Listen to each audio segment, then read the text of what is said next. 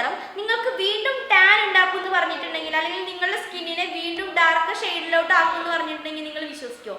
വിശ്വസിച്ചേ പറ്റുള്ളൂ. കാരണം vitamin C serum use ചെയ്യുന്ന ആ ടൈമിങ് നിങ്ങൾ ശ്രദ്ധിക്കണം. അല്ലെങ്കിൽ അത് യൂസ് ചെയ്തിട്ടുണ്ടെങ്കിൽ ഉണ്ടാകുന്ന കാര്യങ്ങളെക്കുറിച്ച് ഒന്ന് നിങ്ങൾ അറിഞ്ഞിരിക്കുന്നത് നല്ലതാണ്. എന്തൊക്കെയാണെന്ന് പറയാം. വിറ്റമിൻ സി സെറം നമ്മൾ മോർണിംഗ് ടൈമിൽ യൂസ് ചെയ്യുമ്പോൾ നമ്മൾ സണ്ണുമായിട്ട് ഡയറക്റ്റ് കോൺടാക്ട് വരും അല്ലേ?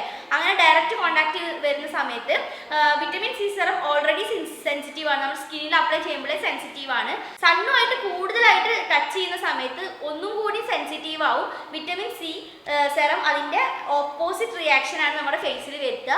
അത് നമ്മുടെ ഫേസിനെ നന്നായിട്ട് ഡാർക്കർ ആക്കി മാറ്റാൻ വേണ്ടിയിട്ട് ചാൻസ് ഉണ്ട്.